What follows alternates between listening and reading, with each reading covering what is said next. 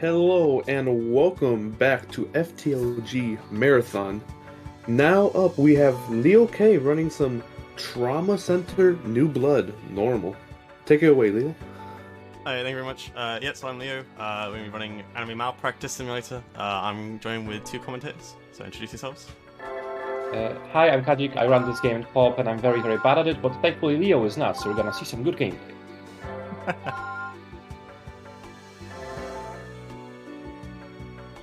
Do we have the incentive for the name file? Let me check.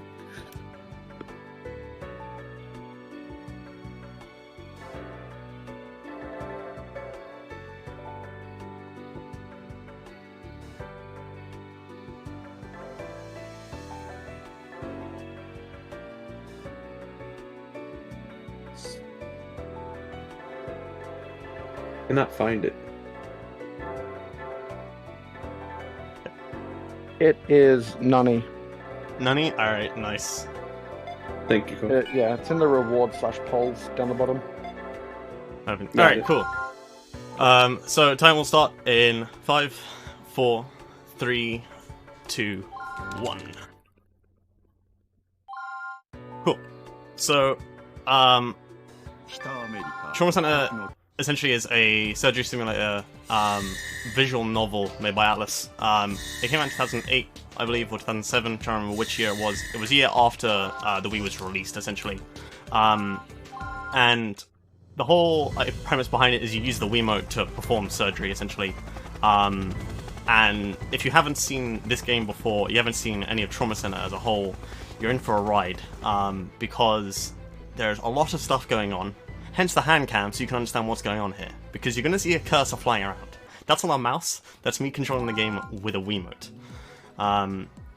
So the first thing to point out here is we have two doctors, Valerie and Marcus. We're going to choose Marcus for like the first, half hour of the game or so. Maybe not that much, but it's purely because it's faster to pick him. But we will use Valerie later on, because they both have their own abilities that make the game more interesting. So yeah, about the 1-1 when it comes to the first operation of the game. It's basically a tutorial. It's making puzzles after the broken bones and just basic healing.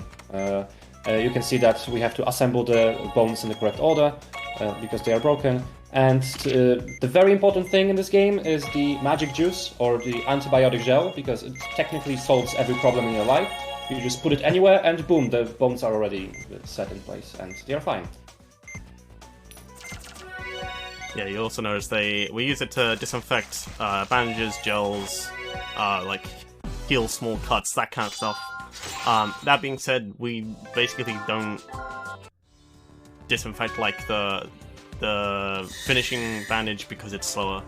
But you'll sort of see as we go on, there's a pretty common trend where we're gonna gel the incision and then open them up, but we're not gonna bother to disinfect when we close them up because it takes time. Yeah, because gelling the incision before actually making it makes it much, much easier to actually hit it. Yeah. I'm pretty sure we're in Alaska? I can't remember the storyline for this game. It's so all over the place. It's basically a roller coaster ride. But yeah, we start in Alaska as two doctors, and then maybe we're gonna get some, promotions. We'll see. Yeah, so chapter 1's pretty much all a tutorial. There's a few curveballs in here that are a bit odd. But the initial parts here are learning to deal with small cuts, sutures, and this one here we're going to be learning how to use the laser as well as to deal with tumors. So yeah, we're going to be selecting Marcus again. We'll pretty much do that consistently through the first 10 minutes. This operation introduces tumors. You have to find them with the magnifying tool and then just cut them out, suck them out, and cure the wound with the fake skin, let's say. To put it, and of course use the gel to make sure that it's already there. Now we're gonna have one big cut to find all the 3 tumors here. Technically we don't have to find them because they are always in the same spot, so Leo already knows where it is. So it's just about, cutting them out, lasering every small bit of the tumor that is there, and boom, the operation is done again. Very quick. Yeah. You can see there, didn't disinfect the last bandage. I mean, as far as we care, as long as the patient's not dead, by the end of it, we don't really care. And Yeah, that's going to be a the pretty common deadness of trend. the patient is basically the vitals at the top. If it's more than 0, it's enough. Yeah, and we're going to see that very soon, actually, in the sort of the next sections of the game. So here we got a snowstorm, and suddenly someone's basically gonna come through with a bullet in their heart or whatever. I don't know. It's very questionable. The game explains it as an accidental shotgun shot in the chest. I kid you not. A shotgun, but it's a rifle round in his heart, is it not? They call it shotgun. Okay, well, you guys are about to see what's going on here. What's gonna happen is we're gonna have to open up the heart, take out a bullet, and we're gonna hit with a lovely surprise. You guys are gonna see that pretty quickly. The game speaks for itself in the most part, but we're gonna explain some of the sort of strats that we're doing in certain cases, because trying to make sense of what's going on can be pretty confusing, admittedly. Yeah, as we open the heart, there is a lot of blood inside that we have to suck out, and there is a bullet inside his heart, so we have to take it out.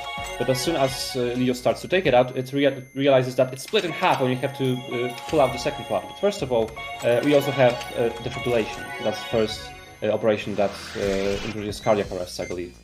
Nice. Green segment. That is a frame-perfect window. Yeah, basically, as you've seen there, when the defibrillator came out, you have a very, very small window of 2 gray areas and 1 green one in between. If you hit the gray area, you have to defibrillate twice. If you hit the green one, you have to do it only once, because you hit the perfect spot. And the entire window is 3 frames. The green one is 1, and the other one is 1 per 1 gray one, so it's 3 in total. Yeah, this game is hard. Yeah. If you've heard of Trauma Center Second Opinion, which is sort of the release title for the Wii, it was a lot more popular, it was a lot more readily available. The main thing with that is they've sort of tweaked a lot of the tools, but they also made it considerably harder. In part, I think because they intended this game to be co-op. They do have a co-op function. The co-op runs in this game are insane. So, if you have the chance, definitely take a look at some co-op runs after this.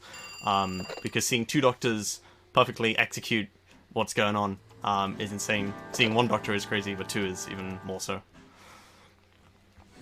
Especially if they are as good as using Wiimote as I am with mouse or something, so that's very impressive. Yeah. So I think Elena's the one who brought the patient with the bullet in them, and we have to operate on her now. And after this, she's gonna become our nurse or whatever. I don't remember. It's some crazy stuff going on. But yeah, basically she's a trained nurse, so she becomes our nurse right now, and when we get the promotion, she goes with us. So this is just a simple operation. We have to exchange the electronic device inside her, but when we inject the third thing, well, suddenly a lot of blood pools happening, and it's very, very bad. So Marcus, the guy we picked as a doctor, decides that he's gonna very much focus and to draw a pentagram at the middle of the screen, and boom, we have superpowers as a doctor. So this is sort of revealing the gimmick of this game, essentially. So we're not just doing surgery here, we're doing anime surgery. That's the important difference here. So Marcus has the ability to slow down time by 1/3, if I recall. And it means that he's able to slow down time, it means cycles are slower, and it makes it a lot easier to sort of pull off some wacky tricks. We're going to use the healing touch of both Marcus and Barry quite a bit. They both have their benefits. Marcus's, we find, is good for, useful for trying to avoid a cycle or trying to sort of time something very specifically. You'll see that quite a bit coming up. But we won't use it for this operation simply because it's just more tumors. Yeah, it introduces the second type of tumors that instead of making smaller tumors that you have to laser out, it just creates more pus. And this operation also has some inflammations that you have to care with, injecting antibiotic stuff, I believe. So yeah, it's just a very, very plain and simple operation. The only thing that's maybe considerably hard is that the hitboxes of so many of those small inflammations is very, very tight. So you have to watch out. Yeah, I'm going to be doing my very best not to kill Miles here. He's the owner of the hospital. So you can see here, these are pretty small. I'm going to have to be pretty careful not to accidentally cut them or hit them with the syringe, but it should be grand. And as you've seen there, Leo already knows where the tumors are, so we don't have to do anything with it. And so this operation is the first one, I believe, that introduces magnifying glass as a tool to move around the entire intestines. because the operation is not locked on the screen, what you can see. You have to sometimes just turn around and look around to see what else is there on the body. That is correct. Cool. So we'll deal with the last of these informations, and then we'll deal with the tumor. And there's one of my favorite phrases in the game. I love the voice actor for Marcus in Japanese. Also, I don't think we covered kind of why we're running in Japanese. In not all cases, but quite a few cases, when we're speedrunning, we're aiming to obviously go as fast as possible. And in part, running in Japanese means there's less text. More like the same information is covered in less text, so less text boxes, so you can skip through it faster. It's not always the case in all games, but Trauma Center, given how much text there is, we save about 20 seconds in the course of the entire run.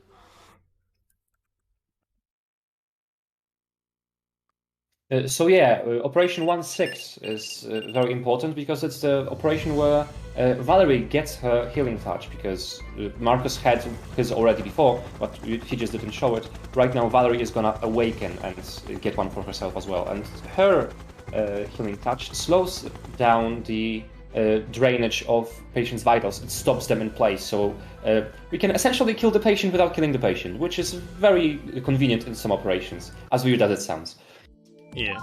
Valerie's healing touch is very broken, because, yeah, as Kenzik mentioned, you essentially just lock the vitals completely in place. And you're going to see that very closely. I am going to try and cut this close to save as much time as possible. I think I have to boost a little vitals here, but you'll see very quickly how close we're going to be cutting this, these strats here. Leo, remember to angle your fingers. So we're going to boost the vitals to about 30 here. I'm going to boost a little more just to be safe. Basically what Leo is cutting right now is the internal hemorrhaging. That's just inside. You normally would have to find it with a magnifying glass, but again, the plates are always the same. And now there is more and more cuts that we have to suture, but yeah, Valerie just decides to use the healing touch, and it's all about just finding the rest of the internal hemorrhages and suturing everything, draining all pools of blood, and boom, the heart is saved, and the nun that we've seen somewhere around in the avatar section is saved as well. Basically, in this game, if someone has an avatar, that means they are important. Pretty much. Yeah, so you notice the vitals plummeted to 1. The ultimate speed strat there is to let the vitals drop to literally 1 or 0, and then hold there. That means you don't waste time waiting for them to drop, or like that. Both those cases where we had Healing Touch activate were compulsory. We had no choice. It was activated. But in this operation, we're going to use Marcus's Healing Touch on purpose to save a little time and stop some informations from forming. So now we are in the second chapter, and we got a promotion, as I said, and right now we are in New York, I believe? I can't remember. I think it's the Golden Coast, so West Coast, probably California, more than likely. California somewhere. Okay. The better part of USA than Alaska, basically. Yeah, exactly. Yeah, you'll see this guy with his slick back hair and lab coat. That was Wilkins. He is pretty important. We're going to be introduced to the other gimmick of this game in this chapter. We came here originally to deal with something that he's been infected with, that we'll find out soon enough. But yeah, the guy with the monocle, he has, as someone said in the chat, bad guy vibes. You'll see why later on. Yeah, for now he's the mentor of Marcus, so one of the characters, but things are gonna change a bit in the later episodes. So yeah, Operation 2-2 is basically more tumors. The game is slowly introducing us to all the possible things that happen. This one produces pus and also inflammations that you have to take care of. And basically that's the entire operation. We're gonna use the Marcus's Healing Touch so that no more pus is gonna pop out randomly as we treat the rest of the tumors right here. So it's just pulling all them out. And if we're lucky, I think there's also one on the top. If I remember correctly.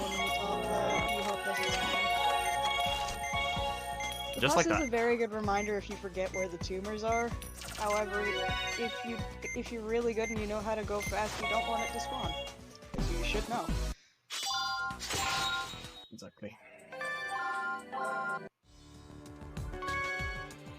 Cool. 2-2. So, we've got a lot of text to go through, so I can actually kind of explain what's going to go on here. Essentially, for this operation, there is a child who we need to replace the pacemaker. Of course, it goes wrong, because why wouldn't it go wrong? Where we have to resuscitate them. We're going to massage their heart, and there is some close calls here where essentially we're going to try and skip one of the defibs that we have to do, the heart massages, by simply just going fast. There are set requirements for them to happen, and while yes, we are going to use Marcus here, his healing touch actually doesn't delay this. This is a force timer, so unfortunately not one that we can slow down. But if you're going for like excess or whatever, it's good to use Marcus's healing touch to simply slow down the IGT and get a more bonus. Yeah, because as you can see, every operation gets ranked based on how good you are, with no misses, just good grades, how good are the vitals at the end of the operation, and how big of a streak and a combo you have, all the important stuff. So now you can see the cardiac arrest, but instead of defibrillating, we're just going to massage the heart, and then we just have to pull out both of the electrodes and then replace the pacemaker. But as soon as, if we're quick enough, of course, as soon as the new pacemaker gets injected, we're gonna get yet another scripted cardiac arrest, and you inject both of the nodes. Fortunately, I skipped the additional cardiac arrest that would have happened there. So essentially, this extra, once both electrodes are in, this causes the heart to fail again, and you have to massage it. But if you are too slow, you have to massage it once and then finish that. So that one is mandatory. So hence why we try and go a little bit faster to essentially save about 10 seconds of just having to resuscitate the heart. In casual play, you will definitely have to massage the heart 3 or 4 times if you're going just like a normal pace. Yeah.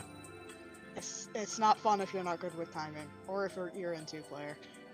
Yeah. So as Leo already mentioned briefly, there will be cases in the run where the both heart massaging and defibrillation is going to be on a scripted timer, and if we're going fast, we can skip it. But also sometimes we are not able to skip the timer. But there is a chance that it's not going to happen. It's basically a random roll if it happens or not. So if we get good RNG, we won't see many defibrillations. So we hope for that. Yeah, that happens later on, especially with a couple of the different ops. You'll notice I picked Valerie here, and that's because there's going to be a lot of damage.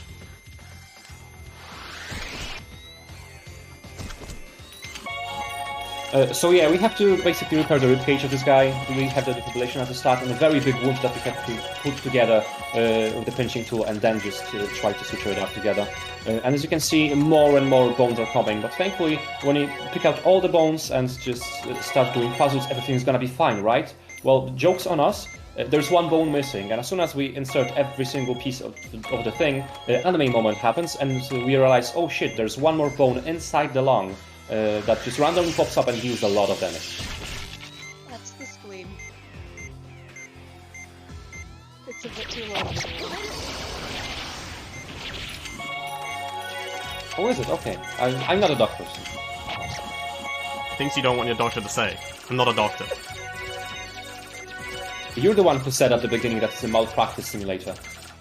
Very good point. These sutures suck. Angle your sutures then! The smaller the suture, the harder it is to actually pull it off. No joke. Exactly. And there you go, cool. Starting a suture inside the organ. who cleared you to be a doctor? Nobody. That was an S rank. What? Okay. Yep. Alright. So, we're now dealing with the second gimmick of this game. So we've had Healing Touch, and we've had the 2 doctors and sort of what's going on there, and obviously there's some moments that realistically just wouldn't happen. But we now have the sort of, I guess, the antagonist of the game, which being Stigma. Stigma comes in 6 strings that we're going to discover throughout the rest of the game. And the first one that we get to deal with is Care. Care is pretty straightforward, and you're going to see here, we're going to be using the laser to incinerate it. We're going to be juggling it around, making sure it doesn't basically deal damage to the patient. Fortunately, care is pretty straightforward, but you'll see here it does get a little bit dicey. Yeah, carries are pretty straightforward, Stigma. At the beginning, you see that there are just random decisions that you have to take care of, and randomly, boom, this guy appears. So we have to laser it, and that's basically it. As long as we laser it, it's not gonna go through the heart and cut it open again, because we don't give it that much time. But we have to manage our laser pretty well, because the tool, if you use it for too long, it becomes unavailable, and you have to wait the cooldown, which is a little bit problematic. Right now, 2 things spawn, so you have to juggle between them so that none of them gets enough time to actually cut through the heart, and it was very, very good. And at the end, boom, we have super care, and yeah, it deals a lot of damage if you let it, but because it's big, it's easier to actually laser it, so it's not that big of a problem. Yeah, so it creates a large set of cuts, hence why we're trying to keep it off the organ right now. Essentially, that's why I'm tapping the laser. One, as Kenzig mentioned, is to ensure that I don't burn out the laser, because burning out the laser on this op would be awful, because that's how you progress. But also, if you tap, it's a lot easier to simply push it off the organ with brief taps like that, and ensure that it doesn't do more damage to the patient and waste your time.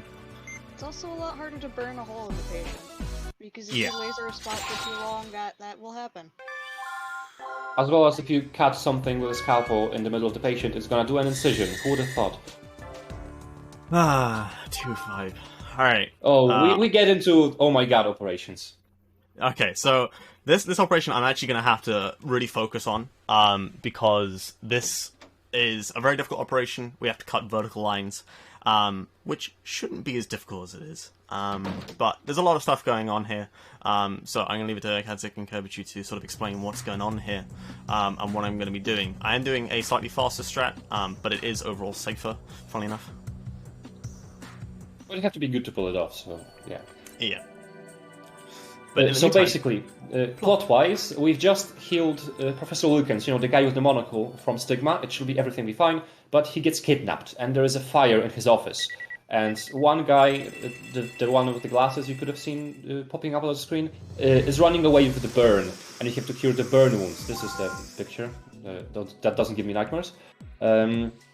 And he has a lot of burned wounds, and we have to just basically replace his skin with the artificial one, but we have to create it on his own body.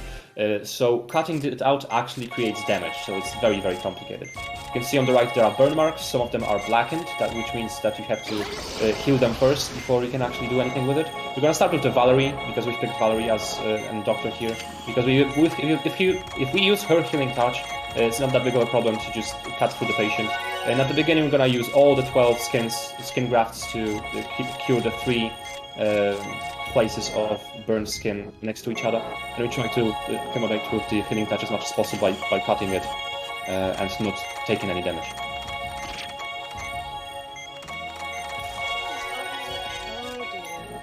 Oh, that's a problem. Oh, good. The pulse is actually set up so that if you do it perfectly, you will only need to do 3 rounds of creating grafts. Yeah, but if you miss a graft, the problem is that it disappears and you have to create a new one, so every miss very, very much counts. And the problem with this operation is when you waste a little bit too much time and you wait for too long, as you can see, blood pools spawn. And if a blood pool spawns on a skin graft that is not placed on the body yet, it disappears and you have to create it again. But thankfully it was pretty okay-ish, so we're done with one of the more peskier operations here. So much so I golden that split. Did we really have to save her so? I wish we didn't. But yeah, we're now, I don't know where we're going. I think Maryland. We've now gone somewhere else. We've been hired by Caduceus. And if you know anything about the other games, Caduceus is sort of the big, high-up medical organization that handles researching the most dangerous strains and problems going on health-wise, and they also have to treat it. So we've been now employed by them, and we will be with them for the rest of the game. Marcus doesn't seem to really care about it, he just wants to get paid. Valerie is super hyped about it. But we get to meet one of these characters here. You can see he's in pain, and we have to actually treat him for gallstones. Understandably, he is in pain for that. Now, if only gallstones were this easy to treat in real life. Indeed. We're gonna hopefully get a fast cycle. So we're gonna use Marcus's healing touch here to essentially skip even more nonsense. Fingers crossed I managed to hit it. Yeah, we're essentially ignoring the problem by just getting rid of what's causing the problem. You do have to use Now use Marcus's healing touch because if you cut out the thing quickly enough, no more gallstones are gonna spawn, so it's gonna be convenient. Like that. There we go. Imagine dealing with gallstones within 10 seconds. That would be incredible. Imagine dealing with gallstones by lasering them out as soon as they come from your body.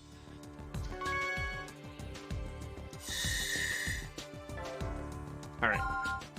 So yeah, you'll notice, like, we'll have a lot of anime moments, but we're also going to have quite a few more standard operations. That's what New Blood introduces a lot more of compared to the previous games. There's a lot more kind of general surgery that we have to do, which makes it both more interesting but also more painful, because you kind of just want to get on, you want to deal with all the painful things and more interesting stuff. But unfortunately, no, 3-2 is just our classic dealing with an emergency car crash, I'm pretty sure. But we'll go fast, don't worry about it. It's going to be dealt with within about 30 seconds. Yeah, this is a pretty simple operation. Do it. Yeah, once again picking Marcus because it's just faster, but we won't use his healing touch here. I believe this is the first time you have to pick out glass pieces out of the chest, but I think that's the only change that is there. So your typical operation stuff, there are a lot of internal hemorrhages that you have to take care of, some open wounds you have to close before, you know, treating them correctly. Pretty straightforward stuff.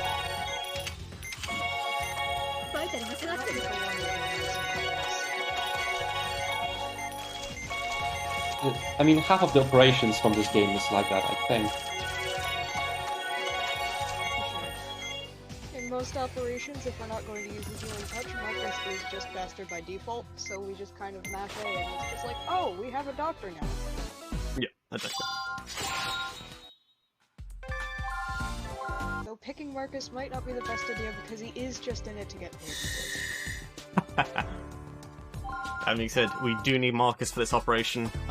This is pure pain.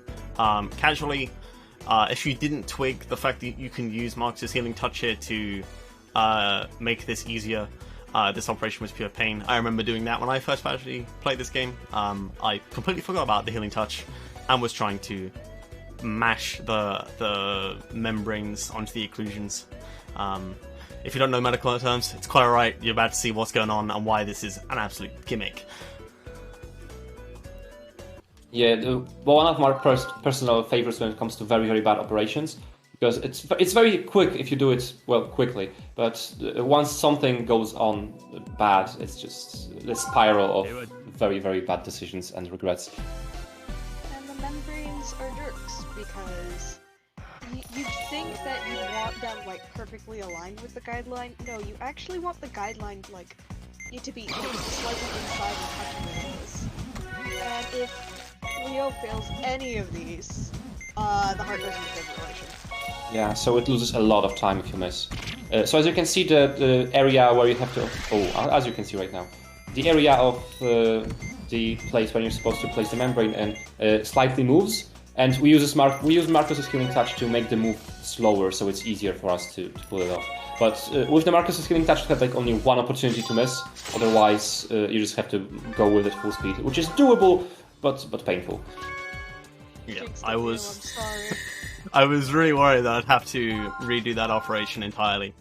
Fortunately, redoing an entire operation, just hitting retry on and off, is pretty straightforward, fortunately. As it loads straight back into the patient, but it's wasted time as you have to sit around and wait for the patient to load, then get into the actual operation itself, that kind of stuff. So it is wasted time, hence why in most cases I actually am going to try and play a little bit safer, but nonetheless, still going to be going very fast.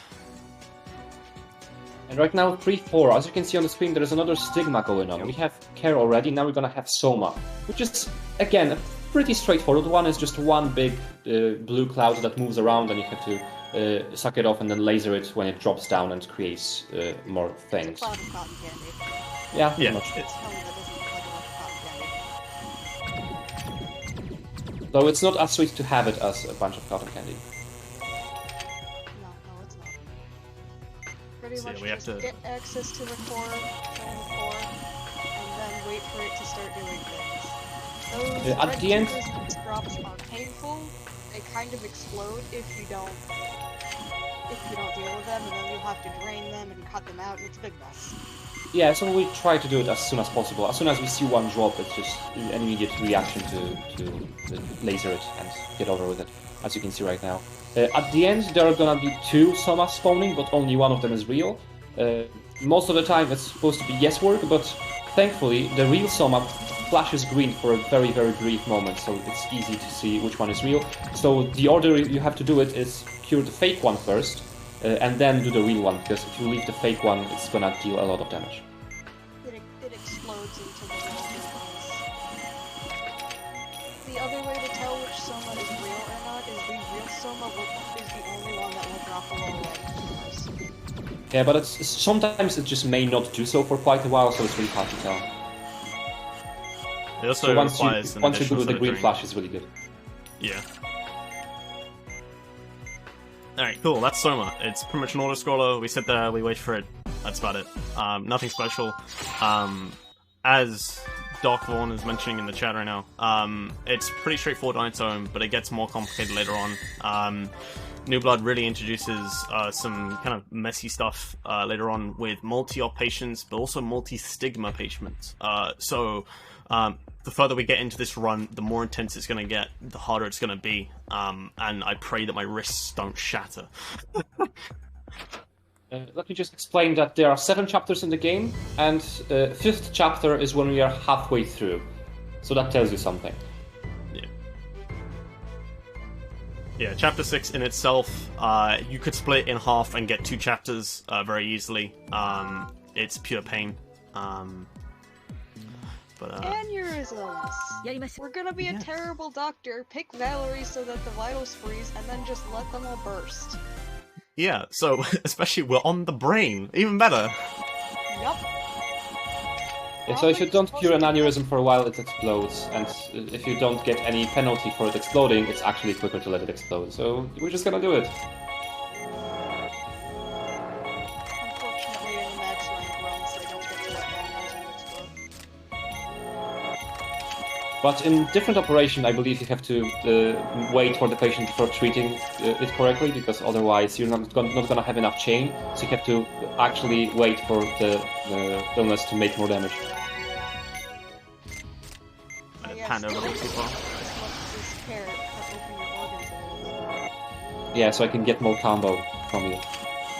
Definitely something you want to hear from your doctor.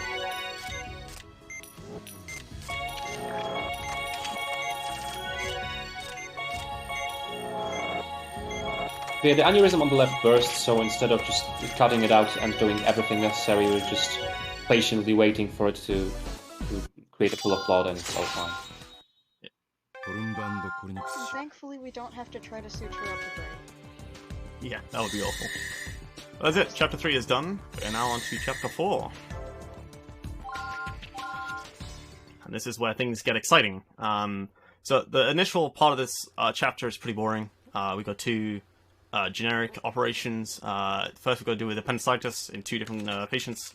The first one is essentially just a tutorial on how to deal with it. The second patient has complications, and it's sort of the introduction into dealing with multi-patients. But later on, it's going to get a lot more messy. I am actually going to include something exciting in 4.3, so 2 operations from now. So I will leave that in. Anyone in the Trauma Center community has a general idea of what I'm going to be showcasing, but I feel it's a good laugh to include, especially for a marathon run. But first, let's deal with appendicitis times 2. The first patient hasn't really had their appendicitis sit to fester because they're rich and they immediately paid. The second one has had it sit and fester and it's all pus and bad. we actually tricked the first person into supposedly making their surgery more expensive because they wanted it to be for some reason, and we had them pay for the second option. Rich people. Yep. The kid was like, I want my surgery to be more expensive, and so we tricked him into paying for the second operation as well. Because American healthcare. And yes, I'm going to make that There we go. There we go, we got it. We pulled this through. So yeah, it's gonna be pretty simple. We start with the Marcus's thing type so that not much pus is gonna pop out. Unless it's a scripted one as soon as we cut the appendicitis. And yeah, I wanted to say that we are in Chapter 4. And Chapter 4 is where plot-wise things are starting to happen, like going absolutely crazy. Well, welcome to the Atlas games. Yes, the mystical things. If you thought anime superpowers of doctors is already something that is making this game very, very anime, just wait. You're stitching inside the patient again, Leo. It's fine. And that was an S, don't worry about it. I don't think it makes the organ stronger. It does, 100%. On the other hand, you also just slap the bandage, making it bad, but sometimes, for some reason, the patient is just surviving. As the wise Trojan rabbit once said, slap the bandage on and now it's the word's problem. Exactly. I always imagine it as you're just putting the bandage on your hand and just high-fiving the wound with the most amount of force possible. Because that wouldn't hurt at all. I mean, the patient's alive, that's all that matters. Wouldn't your hand also have risk of, like, accidentally going into the wound and, like... Oh, breaking no, the stop! veins? Oh, yeah. They took a trip to see a friend of Valerie's, and it turns out that they were a vet and not a normal doctor. Which is actually going to be useful later on. It shouldn't be. It's amusing. I never realized, like, this conference they go to, or whatever it is they go to, is actually useful. Oh, I realized it just now, thanks. So yeah, remember the car crash patient that we had before already? Yeah, we're doing the same thing, but we are on the spot, immediately operating, so we have somehow limited resources with the antibiotic gel or the magic juice. And there are a little bit more hidden internal hemorrhages that we have to take care of, so it's just basically the same operation as before, just a tiny bit harder. So we're gonna use Marcus so that no more pools of blood are gonna spawn, and it's gonna be a little bit easier. But otherwise, yeah, pretty much straightforward.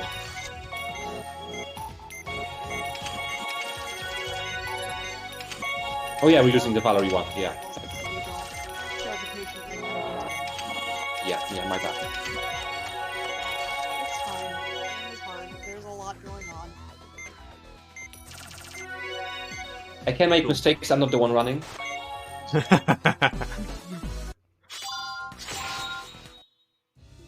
Alright.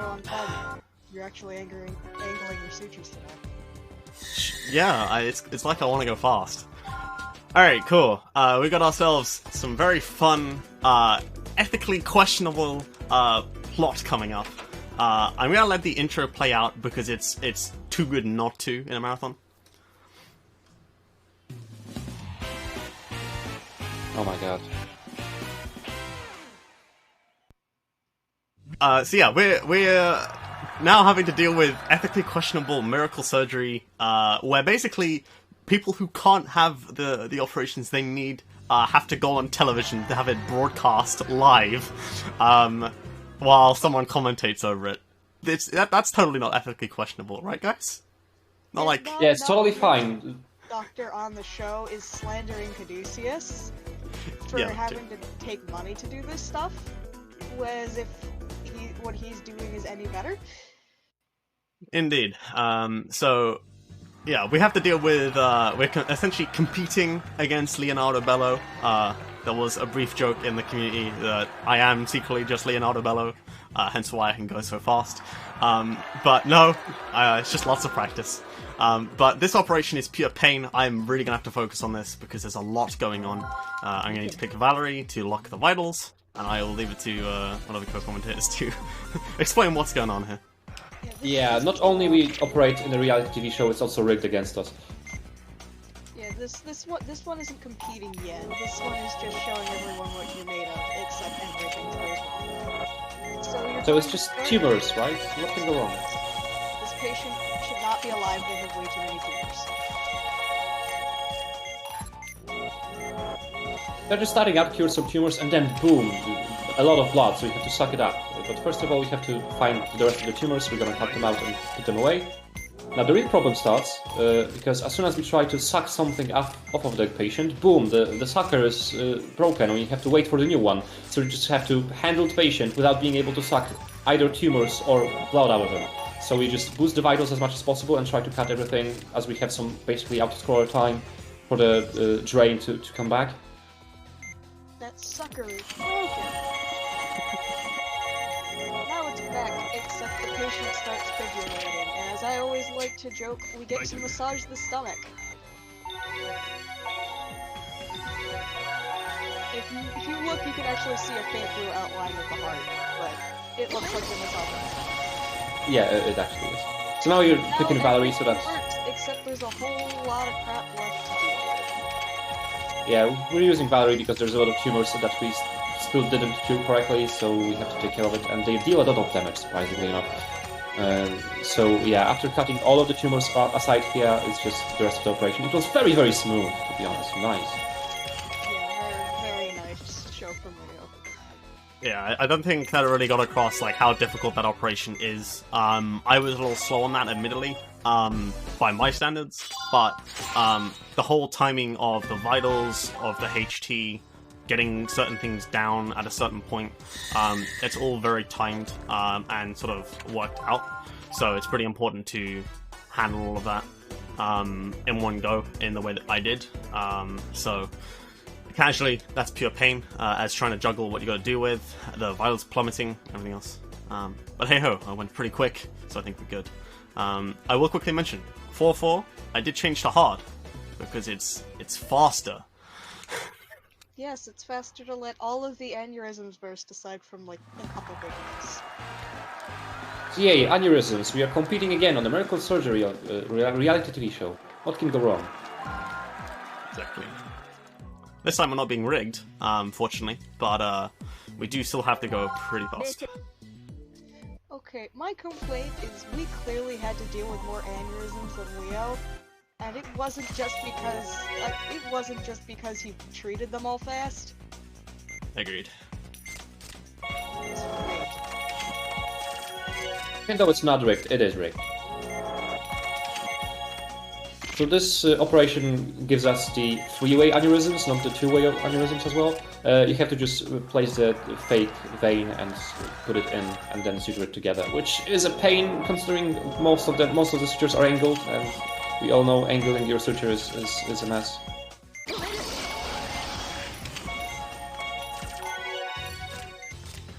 Most of the time when the triple ones are on the screen, we just want to make them burst because it's gonna be much easier. And now we gotta wait for these two.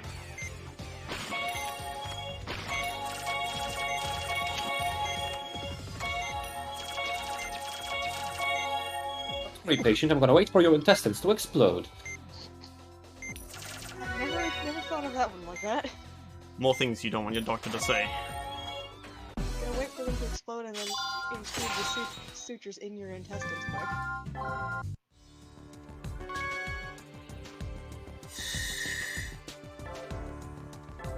Back to normal, because hard is hard, and we're not speedrunning on hard for good reason.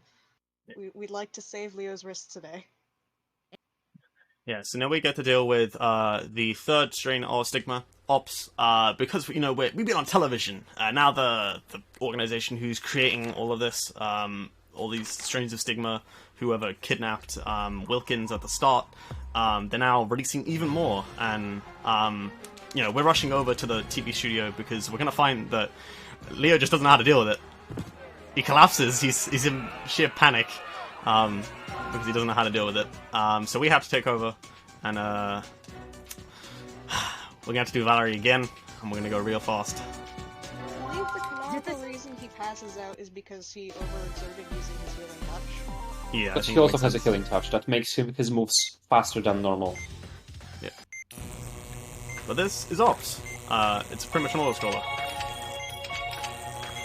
Yeah, there's the middle eye, so Ops, that we have to laser, but also the side things do a little Pong mini game that they throw out more stuff at us that we have to take care of. And if you don't cure them quickly enough, weird things happen and they deal a lot of damage, so we have to actually take care of everything. But at the end, as soon as we complete the 4th wave of the Ops, we're just gonna pop up the virus healing touch because the Ops actually splits in 2. So instead of taking care of all the side things that are just coming around, we're just gonna ignore everything because it doesn't do damage anymore, and we're gonna laser both of the sides of the Ops and it's gonna be fine. Specifically, if you see any of the star-shaped things, when the nutrients hits Ops, it makes them explode, and that deals more damage.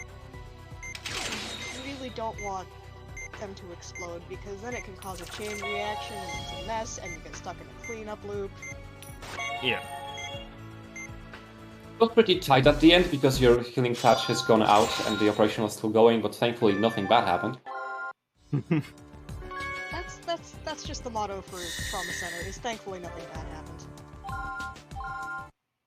happened.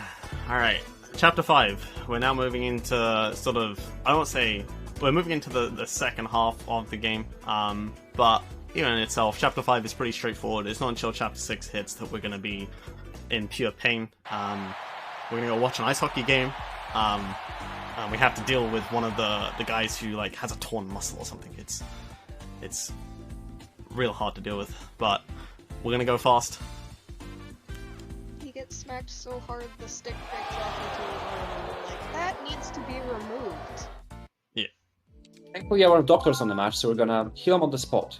The problem with this operation is that he has convulsions, so that whenever it happens, you have to stop operating, and if you do anything, it's gonna be a problem. But thankfully, if you're going too fast, none of them is gonna happen, so yay. The convulsions, story-wise, were because of the anesthetic that the guy who dragged us into the hockey game gave us. Yeah, because it's still in testing, the anesthetic. I want you guys to pay attention to the music.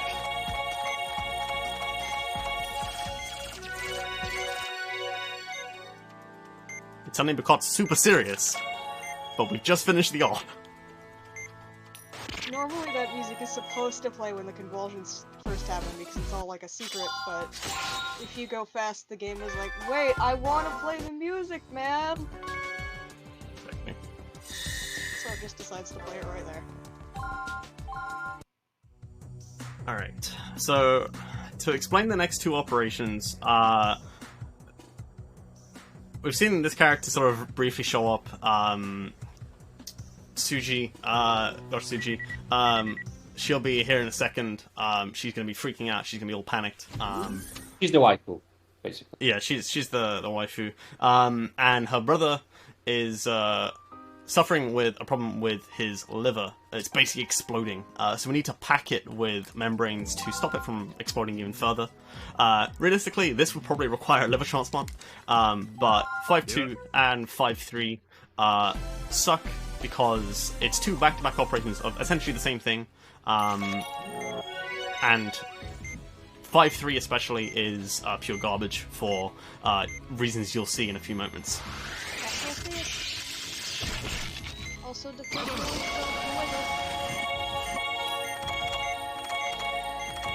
So first of all, we get you use Marcus' healing touch so that no blood pools are gonna come in, because if you put the membranes, you have to put all them in and then just use the magic juice to put them in place, because if you don't, the blood pools are gonna spawn and it's gonna cause you to lose time. Because you have to apply everything all over again. So, but the operation is finished, everything is gonna be fine, we won't have to come back to it ever again. Right? Except we do. His liver explodes the membrane off again. Yep. So yeah, now we have to do it again. This time, we have even more nonsense to deal with. The fact that the blood pools now spawn considerably faster. And while normally that wouldn't be a problem, even with Healing Touch, it is near impossible. Trying to judge when there's a long enough break for you to be able to deal with it is annoying. So you'll see here pretty quickly, it's just going to be very annoying, but I am going to try my best to hit it. I forget the technical term for them. But you have to stab them to make the laceration. I think they're just hemorrhages, but they are inside the organ. Yes, internal hemorrhages. Those waggle around the frame. Oh, as you could see, unfortunate blood will spawn again. Oh, yeah, 5-3 is a bad operation. Alright, we're gonna go into defib at this rate. Oh, we skipped the defib, let's go! So as I told you, there are rolls if you can skip the defib or not, because this is RNG, and thankfully, this time we actually managed to do so. Because if we did have to do the defibrillation, I believe Marcus's healing touch would have not been enough. Yeah, we, Marcus's healing touch would have run out, there would have been more blood, all the membranes fall off, it's not a good time. Unfortunately, the blood spawning is a lot of RNG, it's not as much on a timer on that one. Yeah, it is, pretty painful. We And missed plot about happened, by the way. Yeah, plot happened. We now are... We got kidnapped now, by the same people who kidnapped Wilkins, and they are going to force us to do some surgery. A couple times, in fact. It's not going to last long, but, you know, we've got to do surgery. It's actually nice, questionable choices that we have to do, because they are saying we have patients that we are experimenting with stigma on, and you have to cure them, because if not, what doctors are you if you're not curing a patient that needs it? And it's a very psychological war over here. Exactly. Why is So- Marcus not wearing a mask? Well, he's now. He started out not wearing a mask if you paid close enough attention. Welcome to Onyx. This should be Onyx. Yeah, this Yeah, is this honest. is We're gonna essentially search for it. I'm gonna use the music as a cue to find out where it is. There it is. That was pretty fast finding it there. Onyx essentially hides in the organ. We've got to use the ultrasound to find it. You can see it burrows in and essentially hides where it's going to go next. It continues in the direction of where the 4 dots are going. Exactly. It gets more complicated. Yep, good. Don't stab the clones. You don't want them to get stabbed. Yeah, there are plenty of dots over here, but only the one with 4 dots is real, so this is the only one you have to take care about. If you're good enough with watching where the 4 dots are going, it's not that big of a problem to realize. Especially since the Onyx is always continuing the path it's entered the organ again. So it's a very nice ritual here. Yeah, this is just the introduction, so it's pretty straightforward. Later on, it gets more complex, as with pretty much every stigma so far. It's pretty straightforward initially, and by itself, it's pretty manageable. The problem is when you then have to deal with multiple in one go. And Chapter 6, lovely Chapter 6, brings that to us, so we're going to be dealing with that very soon. First, shotgun wounds, more Onyx, and then escaping this place. But let's deal with these shotgun wounds first, because this guy, Jean-Paul Casey, he decides to rebel, I think, and he gets shot with a shotgun. Pretty brutal, if you ask me. And they drag him in here and say, deal with him if you want, I guess. And us being doctors, of course, we want to save him. We have limited antibiotic gel though. We have no stabilizer and only a little bit of magic juice that we can just slap on the patient to make the Still gonna be enough, because the quicker you are on this operation, the less of a problem it is actually to not have antibiotic gel. If you actually run out of gel, what you end up having to do is you have to suture them. Yeah, that's correct. But the thing is that it's a pretty wonky thing to do, because the hitboxes are not as good as you would have thought it would is.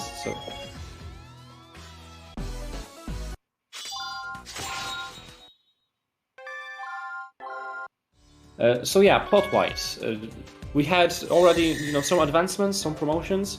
We also had a reality TV show of surgeries. Right now we are kidnapped. If you think that this is enough, we still have 2 chapters to go, right? Yeah, we have not traveled enough yet in this game. We've been Alaska, the west coast of America, Maryland. We've now been kidnapped. We're then gonna go to Kularuma and what's the place called? trying to remember the place where it's called. Caucasus, I think. So, yeah, Caucasus, yes. Caucasus yeah, Mountain. so yeah, we already traveling. Oh yeah, Wilkins is back. He's got a master. Ah, Caucasus. There we go. Too many. More of a temper tantrum. Yeah. Onyx Also, is yeah, gonna be remember more Onyx? It's him again. Not Onyx. Ops, Onyx, close enough. So it seems pretty straightforward at first, you know, same deal, find it, extract it, same, inject it with the juice. You know, it splits up, makes us all confused. It's about to hit us with a quick vibe check, as we then have to worry about the vitals starting to drop. Fortunately for us speedrunners, we don't care. It also makes it a lot easier. The thing is, this almost makes it easier because all of the 3 dots are naturally exposed, and then you just have to look at Onyx. Exactly, it's a lot easier. Any kind of dots outside of the organ itself also can't be Onyx because it's limited within the organ. So it's a lot easier actually to find it while the vitals are dropping like that, with its webbing, but still not all too pleasant. On hard, these vitals absolutely tank, and it's better. You're better off choosing Mallory. Exactly. Alright, time to switch to hard. 5-7. Alright. If you didn't think this couldn't get more absurd, you are wrong. We're about to be locked into a flooding like well or basement or wherever it is. And they lock us in with a child's toy.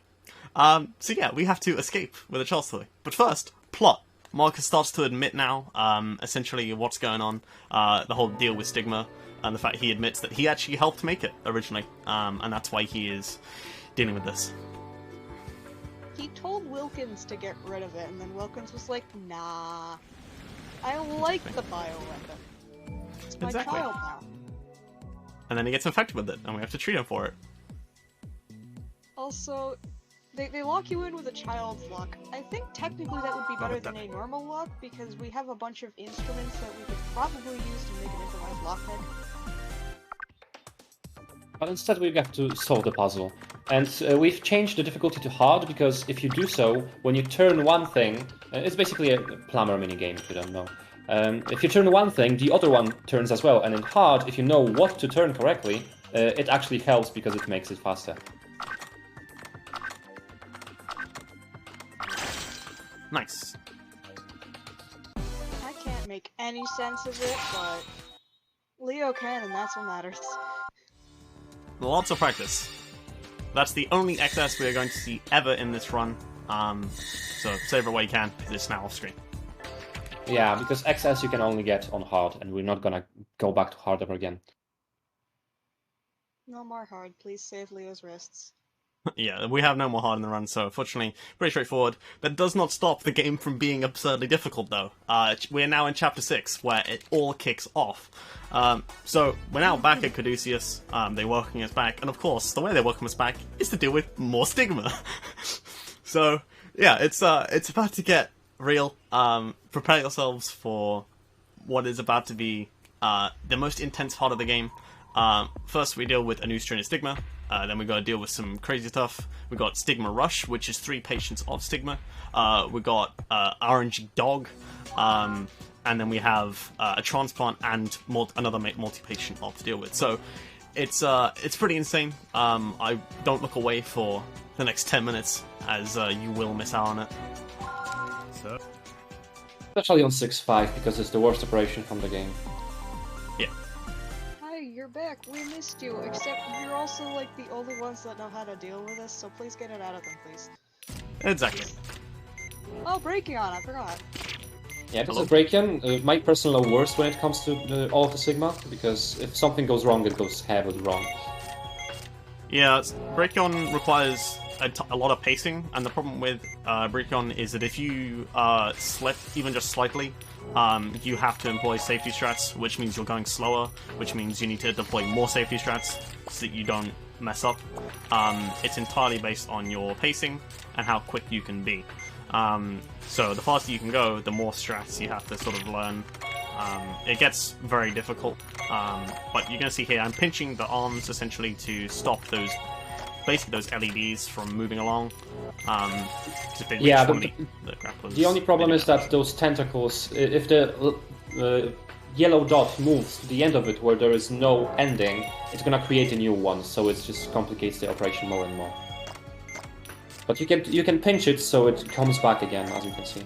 And it doesn't do anything, but it unpinches, so you have to constantly just balance it out between pinching and unpinching all the time. Yeah, it's fine to let it go where the arm is, because if the arm is there, it's just gonna do a little bit of damage, which probably not the thing you want to hear your surgeon say. It's fine. We'll just damage boost through this part. Exactly. So we're now moving on to Kuluruma. The slapping music is back. I'm gonna start stretching. So yeah, about the plot things that are just constantly going up. TV show, being kidnapped. We are now in the Civil War. Because we found out that stigma is kind of made with a certain metal, and so it's just like, oh, let's go find the source of it. Yeah, why they send the two top doctors in the country to go deal with that, I don't know. But here we are. We got to deal with some flashy tumors. This is actually a pretty fun op. Pacing-wise, you gotta be pretty quick, but you can use Marx's Healing Touch, but it is in fact faster to not do that. As I'm going to try and demonstrate, but we might lose time if I mess up. So let's hope that I go real fast. Yeah, messing up here is pretty costly, because we have 6 tumors that we have to care, but you can only do things on the blue ones, and as soon as it turns red, it's creating a lot of pus, and it's a problem, as you can see right now, yeah, and we have to retry. I'm gonna reset just because it's faster to reset at this point. So you'll notice I can only drain them while they're on the blue. If they're transitioning, I immediately deal damage to the patient. So. But if you're not using Marcus's Healing Touch, you have to be really, really quick, because otherwise it's a problem. It's much safer to use the Healing Touch, but the cycles are slowed down as well. So even though it's safer, it's slower. Cool. Yeah, that was less than ideal, but you can see there's still like safety strategies you can do in there, like only tackling certain ones at particular times and pacing it so you don't waste too much time. I was really worried that when you dropped the top middle one, you were gonna go for it again. Yeah, I was a little worried myself. Alright, Stigma Rush, this is where it all kicks off. I'm gonna have to pretty much focus for all of this. We get to deal with Brachion, we get to deal with Soma, I think. I'm trying to remember what we deal with here. Yeah, it's Soma, Brachion, and Ops in order. Yeah. So yeah, we get to deal with Ops, which, as you saw previously, requires Valerie's Healing Touch to activate effectively. So it's going to be pretty painful, but I'm going to do my best not to mess up, because if you fail on Ops, you have to do all 3 patients again. Yeah, so that's the biggest problem of multi-patient operations. If you mess up later on, you have to repeat every single patient yet again, because it's technically one operation. Exactly.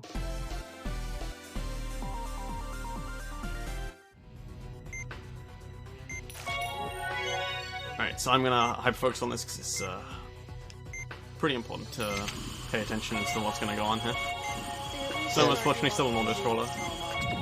Just eat all the cotton candy until you get to the core, and then you throw the core out by like saying it. Yeah, Soma is one of the easier ones to handle, especially considering that it's going around pretty slow.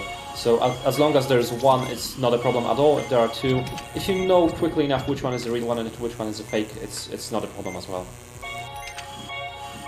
I myself, as a co-op runner, can say that in co-op this operation is ridiculously simple. Unless it's Brachion, because I hate Brachion with all of my passion. It's only simple if your co-op buddy actually knows what they're doing. I have run this game with a couple people who have been like retired nurses. It's very, very interesting to see what would work. All the new ways you can burn holes in patients. How hard it is to cut things in a straight line. With a Wiimote, of course it is. Like, I've already briefly mentioned, but I don't have that good of a accuracy with my mouse that Leo has with the Wiimote, so that's very impressive. I don't have Break on. accuracy with either, so y'all are both impressive to me. One of the things we're going to try to do on Breakion is let the go for the arms that have more segments on them. That way we can just let the ones with less segments just get the toxin out. It'll do the thing. We don't have to deal with the arms regenerating, and everybody's happy. Yeah, because the first Bracken was pretty symmetric. This one has some of the arms longer and some shorter, so you have to take care of that. And if you do the correct order, which is doing the longer ones first and then leaving the shorter for later, it's pretty simple. And of course, if you have downtime, you can do safety pinches.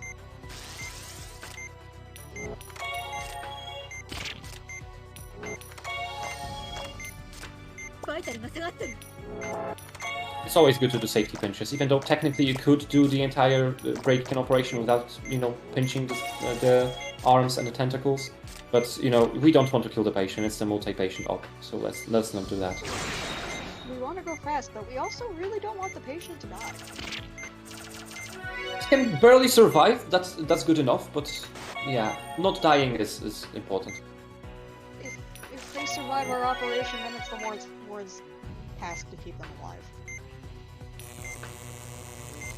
Alright, ops. Fortunately, ops as the only part that requires Valerie's healing touch to be timed correctly is the last operation. So if something goes wrong, yeah, hopefully not. Then I'm not gonna jinx you because I'm not Kirby.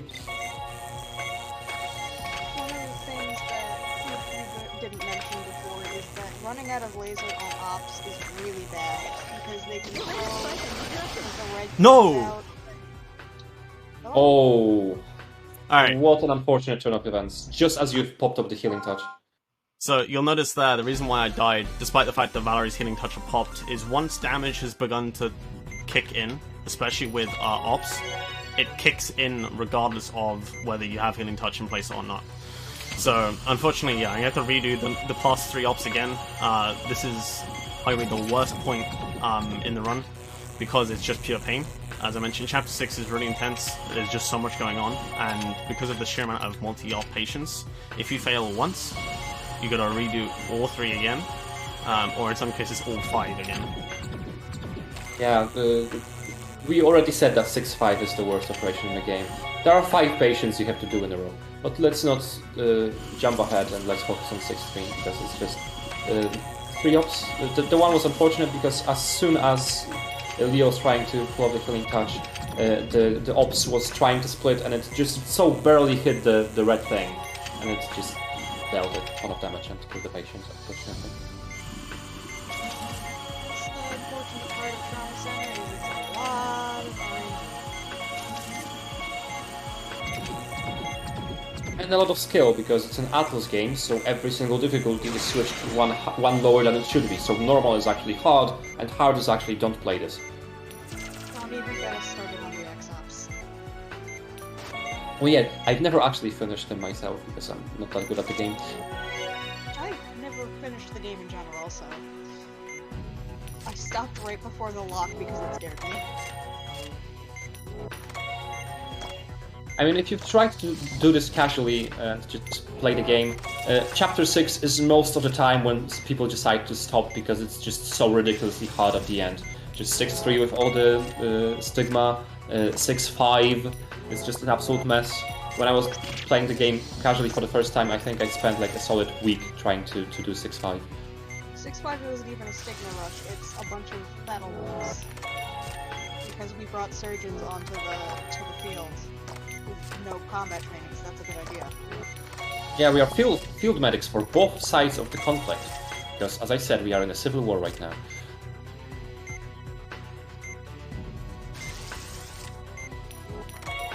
And the civil war is pretty important here because it's about the material that's basically here in this country, because it's Coloruma, and the material is Colorium, which, if you know or not, it's connected to how stigma are created, because it requires Colorium, so that's why there's a lot of patients with stigma in here. Alright, I'm gonna boost the vitals before we hit ops, because cannot afford to waste more time.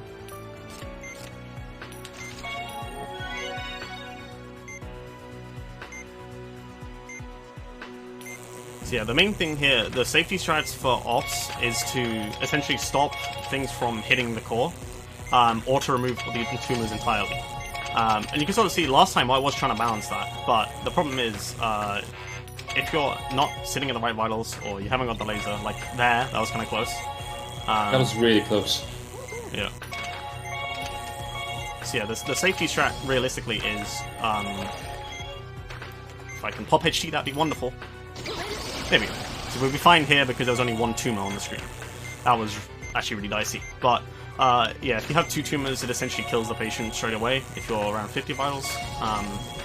And these small little nutrients hitting the cores also does damage. So hence why, you know, even last time when I tried to employ safety strats, the patient was dying pretty quick. Fortunately, that's ops done. We're done with 6-3. Nice. This is definitely one where it's much nicer on the left.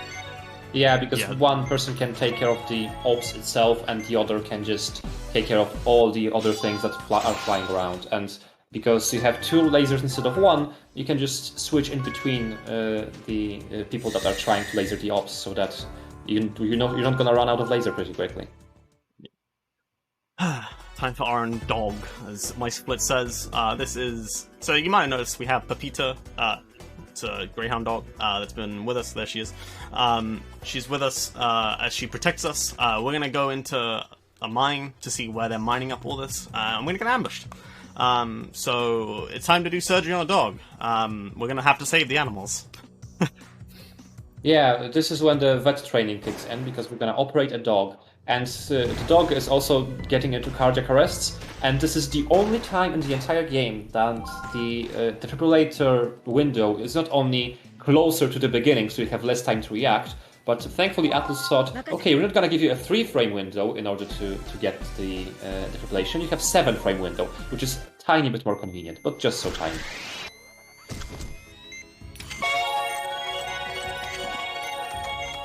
The green one, I believe, is still 1 frame. It's just a grey area gets widened. So yeah, there's a lot of gunshot wounds inside Papita, and we have to take care of them. And there's also internal hemorrhaging that we have to take care of. But first of all, we have to wait and see if we get good RNG or not when it comes to defibrillation. It's bad this time, because you can technically skip those rows. The only 2 that are mandatory is the first one and the last one at the end of the operation. And now we freeze down flares because we don't want it to feel the pain. And it goes into defibrillation one more time. The dog is saved. That was a very, very quick operation. Good job.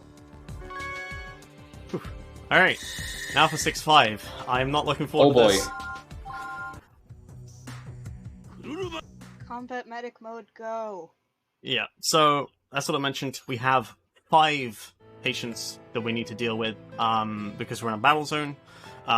We'll first have to deal with burns. We then need to deal with a rifle round that's split in 2 in the intestines. We then need to deal with, I think, an exploded rib, as well as some shotgun pellets. And then finally, we need to deal with more of those hidden cuts, internal hemorrhages on the heart. We're going to use Valerie to pop HT at the end to save all the time. And while you'll see here, we have to deal with burns. And obviously, when I dealt with burns previously, I had to use Valerie. But unfortunately, we can't do that here. We just have to inject the healing juice and go fast. So I'm going to focus here. Yeah, not only you have 5 patients, but the first one is burns, which is one of the worst operations from the game in general to handle. So, as you've already known before, we have to create skin grafts and then just cut them all together at once, so that we won't waste much time. But it deals damage, so we have to be very careful about it. And there are also this time more blackened things that we have to take care of. So, and some of them may blacken even more. So that's why right now we are taking care of the ones that are not. Oh, very unfortunate skin grafts. We're all good though. Those boxes are just nice. Yeah, we're leaving the black ones at the end just because, you know, they're not gonna get worse. The other ones may. In two-player, if you're really paranoid about this op, you can just have one player, as I believe Iris dubbed it, initiate host strats, where you're just like pumping a bunch of stabilizer into the patient in order to make sure that they don't die.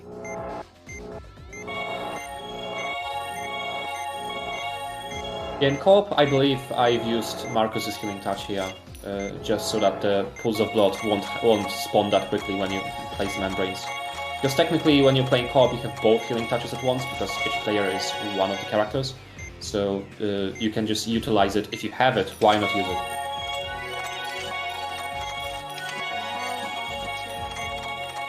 Shotgun pellets. Yeah, shotgun pellets opening the patient again, and just again, there is also a rifle shot in the middle that we have to take care of, aside from the shotgun pellets again as well. So there's just a lot of going on. Remember the time when we pulled out the bullet from the heart and we had to do this in 2 stages because it was still inside and it's segmented in half? Yeah, it's the same deal here. Pull it once, cut it even more, pull it twice. There we go. Going for excess on hard, you actually have to remove all the little ones first, or else for some reason they get a good instead of anything else. Oh, I did not know this. Okay. And then again, I've never played on hard. Because why would you? I am just a well of useless trauma center decks, so mostly useless. Now, for some reason, in the combat field, we have a person that has accident wounds. I guess they ran out of ideas what basic wounds they can put in, so they decided, well, it was an accident. Maybe he just, I don't know, cracked into a jeep or something. If the bomb goes off near a window, it's entirely possible that all the shards could explode and try to pierce your insides. But there are also internal hemorrhages you have to take care of. That they are a little bit of a mess because they take surprisingly big amounts of damage if you don't cut them out quickly enough. And even when you cut them out, they still deal damage while doing so. As you can see, Leo is very careful with the vitals here.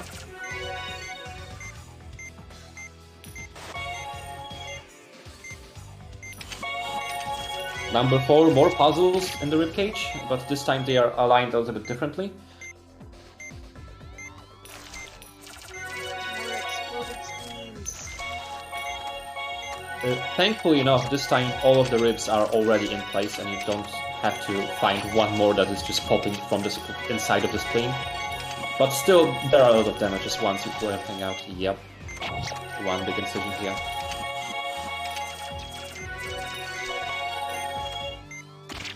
It's a good thing spleens heal fast.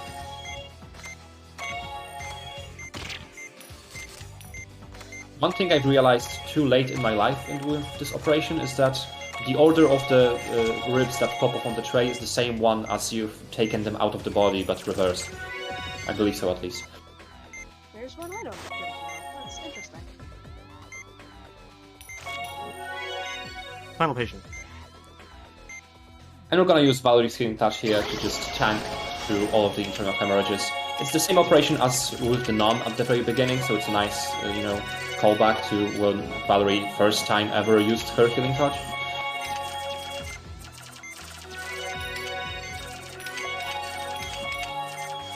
So, angling your sutures. Also, randomly stab the heart and refuse to angle your sutures, for one. You can just Nah, man, we should go stab the fast. heart and hope that you'll find the internal hemorrhage. 6-5 down first try. Okay. Alright, and now we have to deal with a transplant, because dealing with 3 strains of stigma was not enough, then dealing with the RNG dog was not enough, then dealing with, 5 patients with various different wounds wasn't enough. It's time for a transplant. But of course, it's gonna get complicated. Yeah, but there are basically 3 bad people that we've met before. One of them is dead, and the other 2 are on the verge of dying. So what we decided to do is take the liver from the one that is dead and split it in 2 and give the halves to the other 2 that are dying. Yeah, that's how doctors work. I honestly can't tell you if that would actually work in real life. That's one I don't know. I don't think so. I think liver has to be compatible and just not throw it in there and hope it works. But yeah, whatever. Exactly. Alright. I'm gonna try and...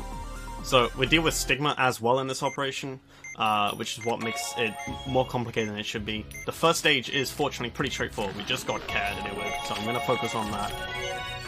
Yeah, even though it's a liver transplant, the first thing you have to do is to get rid of all the stigma and wait for the operation before you actually can get rid of everything. So first thing, as Leo mentioned, is only care, and we are pretty good at it because it never spawns before the other 2 are done. I think there are 5 single ones and then a double, if I remember correctly. I will... What I do remember In this... about this op is every vein you connect to the liver actually increases the amount of liver. And while Care is doing its little animation to combine, we're just gonna get another vein done. And because we are in a good spot right now, because the care is not on the liver, so he cannot deal damage, so it's really good. We can just put it on the bottom of the screen and get rid of it. The task And the one... laser it off screen.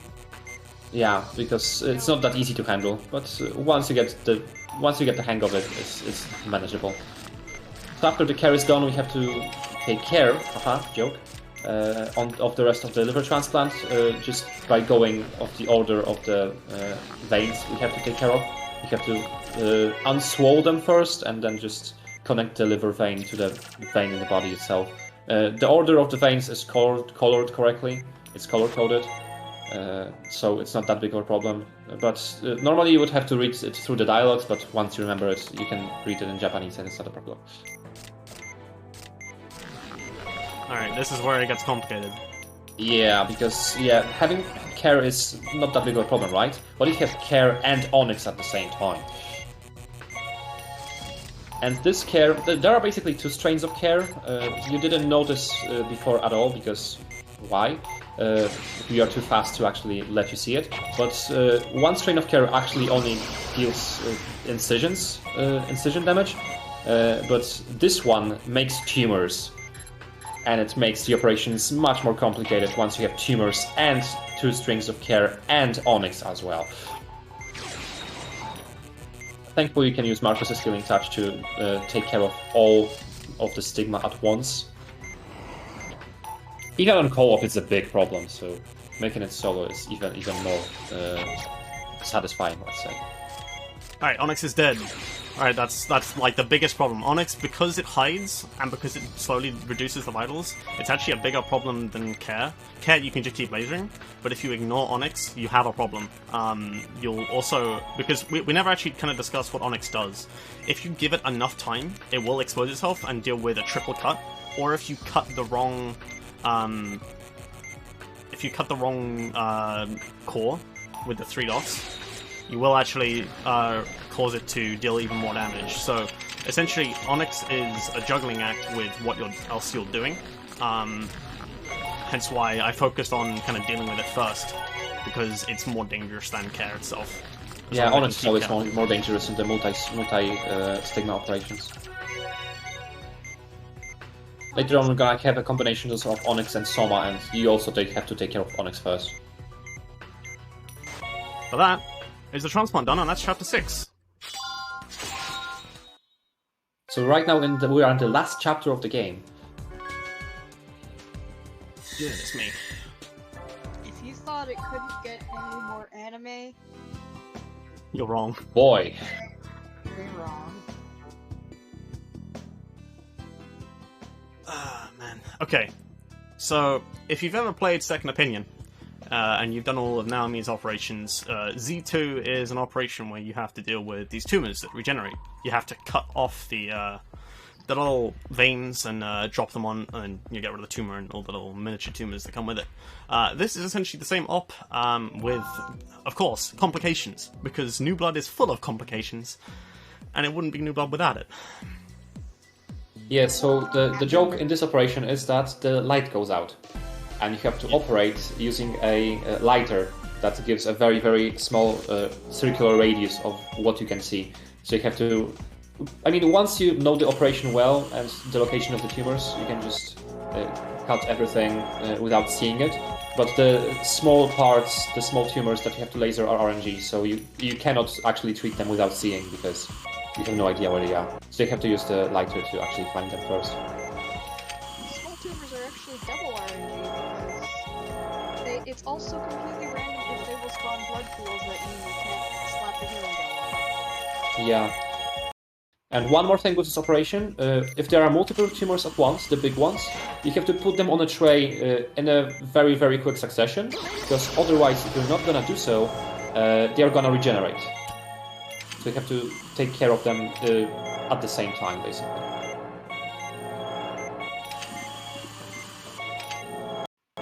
As you can see, Leo left the one on the left, so that you can take care of the rest, and once the rest is done, you can just take all them out, and then take care of the small lasered ones. In second opinion, the nice things you get, Naomi Mishima's, whatever her name is, you get Naomi's Healing Touch, and Naomi's Healing Touch is unique in the fact that it's an actually healing touch. Whenever you do anything above a bad, the patient's vitals are restored by a little bit. But here we don't get that. Here we just get to pray. Yeah. If you thought that Stigma was gone, you're wrong. We now have to deal with Stigma 3 more times, just in this episode alone. So we have Stigma Rush again. It's the final Stigma Rush. Fortunately, it's a lot less brutal than the one in Chapter 6. We got Brachion, we've got Care and Soma, and then we have Onyx and Soma. Kind of sucks that we have Soma twice in this operation, but it's manageable. Also, the guy that we saw in the hospital TV show, he's back!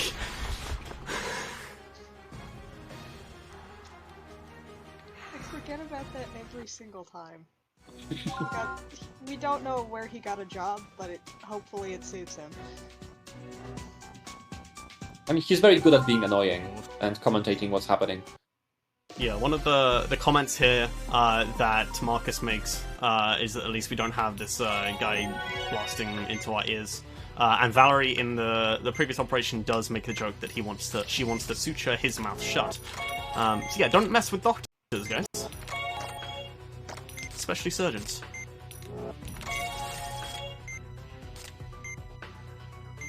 So we start with Brachion, it's the last Brachion of the round, thankfully. And then we have, as Leo mentioned, Soma and Care, and then Soma and Onyx.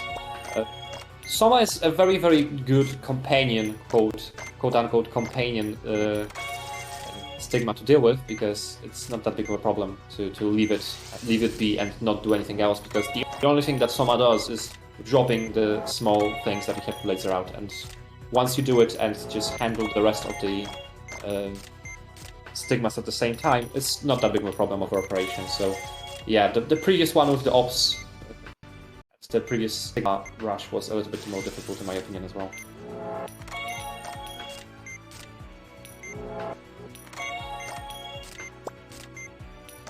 Especially considering both have Brachion and I don't like Brachion, so it doesn't matter.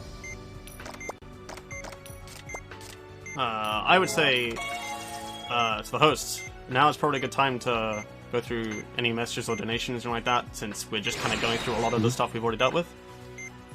Most definitely. So, once again, we are raising money for a charity called Haven House, a children's hospice. Haven House Children's Hospice cares for seriously ill babies and children by creating a loving and warm environment for them and their families while they go through the toughest of times. No family should have to face alone the difficulties of looking after a child with a serious illness. Although we cannot change your diagnosis, our specialist team are here to provide support to parents and carers who have children with complex medical needs. Many of our children need 24-hour care and supervision. We are a lifeline for these families, supporting them through their child's illness. We are here for the whole family, including moms, dads, brothers, sisters, and grandparents. So if you want to donate some money towards that, use the link in chat from the command !donate. All donates will be much appreciated. And also that, hate to break it, but the timer did start about minute 40 afterwards, so I'm gonna have to add that at the end. Sorry. Alright, no sweat. No sweat. This one's not gonna be a PB, sadly, anyways. Yeah. Unfortunately not. Yeah, so to briefly explain what we just did, we did a break on all as normal, and we had Soma and Care here. Because of the nature of Care, and the fact there was two of them, we can use the healing touch here, one, so that Soma doesn't, you know, just absolutely kill a patient. But it's also then to juggle the two pairs of Care in the way that I did by tapping the laser between the two. That means that I'm utilizing their iframes pretty efficiently. It also means that I'm hitting both of them at the same time. So nice and quick. And now we have to do a Soma, which is a lovely order scroller. Yeah, this strain of Care that is here is, again, the one that creates tumors, so if something drops, it's a problem because it loses a lot of time. And it also deals quite a lot of damage, surprisingly enough. There is actually a good strain of care that does the deep lacerations. There are variants that also do the big cuts as well. Fortunately, we don't see like half of them because we're just so fast. But hey, look, we got Soma, but surprise, there's Onyx in here.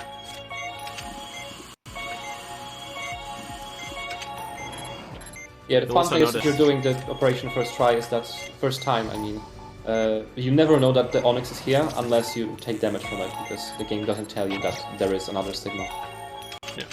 You also notice I'm leaving Soma till the end. The problem is with Soma is that if I drain it even once beyond this point and deal with the core, it will split in half, and if I don't deal with that, I then have to worry about the vitals dropping very quickly. So it's essentially balancing which stigma you want to deal with, and in this case, Onyx is pretty much always the priority, just simply down to the fact of how much damage it can do. But also, Soma is pretty tame by itself. I mean, you'll notice here, it's just draining and lasering occasionally. We're not having Yeah, to Soma is actively always go- not the priority, to be honest. Yeah.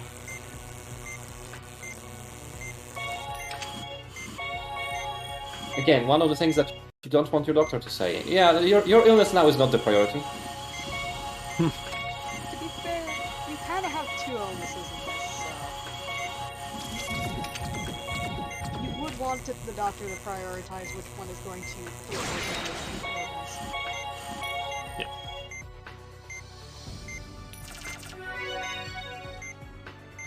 That implies that you're still saying that it's gonna do damage, so...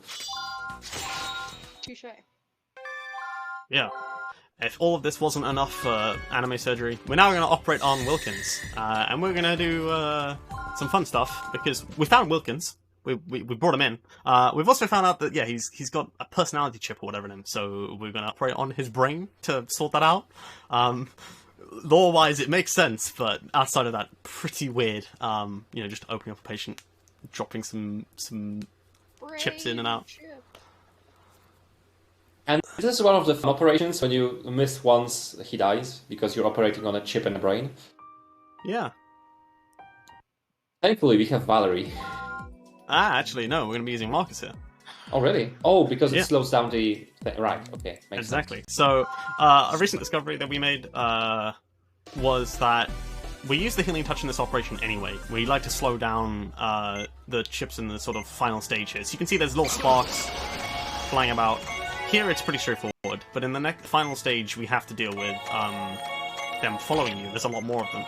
You'll see here though, these pins, you wouldn't have seen it here, but there is one that will turn red. Turning red means you can't touch it for about 3 seconds, so you're wasting time. So using the healing touch early in the off means it's a lot faster. Just like that. Yeah, and the second half of the inserting the pebbles inside the chip, one of the stars of the sparks is always homing at you. So I actually never thought about using the different healing touch. That may have been better. More new things I'm learning. Yeah, now we're on the last 3 operations. We get to see cameos from Derek and Angie. So if you play second opinion, there's Derek, and I'm waiting for it. There's Angie. You're actually missing out here. There is a lot of voice acting for this game. It's a full-blown voice-acted game compared to, say, Second Opinion, where there is only odd snippets through here. So using text kit means we basically lose out on all of it. So casually, this is a really fun game. It's very hard, but the voice acting is really good, and the story it's alright. And now to defuse a bomb. No, unfortunately, we have to do that next. That's the next one. This one Now it's Simon is Says. Yeah, it's detoxification. So this guy has some weird, like, tumor things. I don't know what they are. I guess. Yeah, essentially Tatati tumors. So if you played Second Opinion, that's what these are. So we need to use the white vial to like reveal the color and also make it usable. And then we've got to inject the right color in. If you inject the wrong color, you do a lot of damage. Yeah, and once you inject the white to show everything, the colors disappear, so you have to remember them. That's why it's Simon Says. But it's not that complicated, it's just 3 colors to remember. Once you have good enough peripheral vision, it's not that big of a problem, really. The actual biggest problem in this op is the fact that our our syringe runs out. Because it's the only tool that you're using constantly. So you can see it's now in the red. I need to now be careful. So I'm going to wait a second. Then I'm going to wait a little bit more. Wait just a little bit more again. And I should be good for the last one. I think that's pretty good pace, I would say. Yeah. And as Doc just mentioned, if they burst, it's even worse. To be honest, that entire op is just pure pain. So, honestly, I'm pretty happy with that. And now, the bomb. Yeah, this is the bomb in the heart, and of course, it wouldn't be a Trauma Center game without some RNG at the end. It's pain. So this op, essentially we have to open up Cynthia's heart. It's a character from whichever chapter it was. She's a researcher. She's been blackmailed and she has a heart pump to help with her heart, but she also has a bomb shipped in there. So if she leaves the palace in the background, it means that she will just get blown up. So we need to remove that. She's actually a girlfriend of the bad guy, but because we are good people, we're gonna forgive her for some reason. Exactly, yeah. So it's time to remove that. And I'm gonna go for a fast strat here. So, of course, as I mentioned, there is some RNG in this, and we have to remove the bomb chip before the heart fibrillates, because the pump is off. I'm gonna aim to go extra fast, because even if I miss the cycle, it's not too bad. So we're gonna HT and go. It's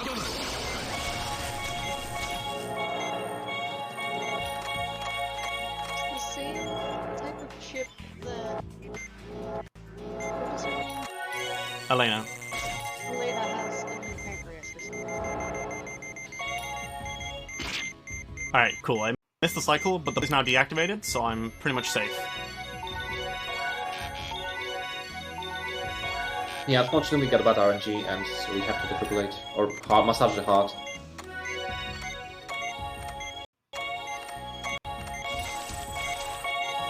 So even though that was a little bit slow, that was still pretty good, I would say. For max rank runs, you actually need the fibrillations to happen, or else you won't have enough time. Yep.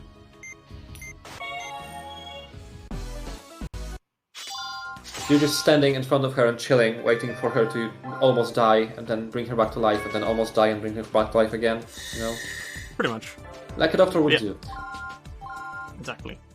But we are now on to Cardia. This is the final strain of Stigma. It's pretty much all skill-based. There is a very minimal amount of RNG. And now, welcome Jesus. Yep, this is Fakushti. He has the final strain of Stigma. There's a weird thing here.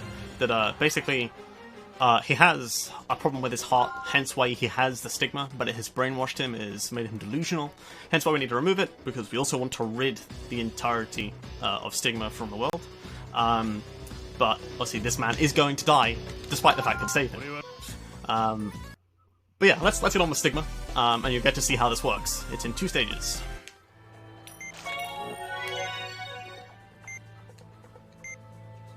So yeah, the first stage is the mini game that the stigma is going around this grid, and you have to get rid of the grid immediately.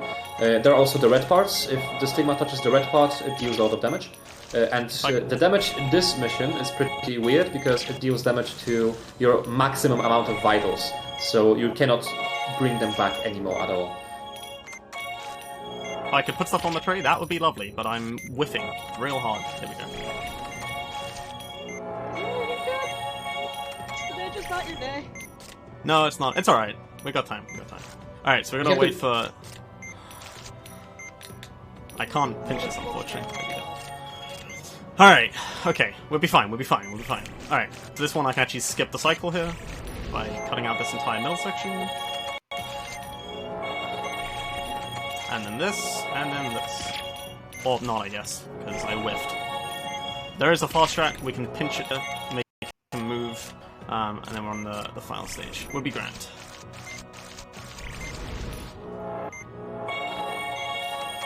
So the same strat there, I'm going to remove the ones that could cause problems first, and then... Hello? There we go. I like how it's not about just the stigma itself, it's about you missing the tray constantly. Yep. Alright, we'll be good. So you'll notice... Hello? Here we go. You'll notice that I did actually let one of the things hit on red. We are a little bit lower vitals than I would like, but we should be okay. The laser will burn out, so I get to boost the vitals in a sec. Yeah, this is the second part of the cardio operation, the final one. It creates tumors that explode, and we have to take care of them. Once the circle that is around here touches any of them, they explode and they deal a lot of damage. So we probably shouldn't make it possible, right? And also those incisions goes havoc, and at the end it does a very, very fun final attack where it spawns a circle of those and just tries really hard to explode them at once, while you cannot handle it because there's too much of them. Yeah, so we're now in that final stage. I've used the healing touch very early here. You can even use it earlier if you're fast enough, but you can see here, that is Stigma dead. That is Cardia. Not ideal, unfortunately, because of the amount of drops that I got on there, but we'll be good. We now just got to suture up the patient, and we'll hit the epilogue and be done. Yeah, so that's basically GG run, but the time ends after we finish the epilogue, so we still have to wait for the cutscenes to skip. But that was a very good run already, I can tell you. Yeah. So I'll call time in just a moment when we get to the epilogue. So time ends when the text disappears. So that will be once we hit text, skip, we'll count it down. Cool. So time will be in about 20 seconds. We have to congratulate it for saving the world. Indeed, we do. Cool. So time will be in 10, 9, 8, 7, 6, 5, 4, 3, 2, 1. That's time. GG's. GG. So I believe the final time, I just do the math real fast. 141.24 is the final time. Nice. Cool. Yeah, so quick shout outs to the Trauma Center community, they're pretty cool. Probably one of the best communities I've been in. Very active, very fun. I speak to the mods quite a lot, they're very chill. It's where I've met a lot of these great people. I'll also briefly shout out my own Twitch channel. I speedrun this, as well as a few other surgery games, and a few other puzzle games. Any shout outs you guys want to provide? Yeah, first of all, thanks for having me here as a commentator, it was nice. I want to shout out my co-op partners, Mr. Murray and Pitco. They are really cool people. One thing I Leo stream, fully expect me to be there heckling him about whatever I feel like. Oh yeah. Yeah, that was Trauma Center New Blood Normal Mode by Leo. Stick around.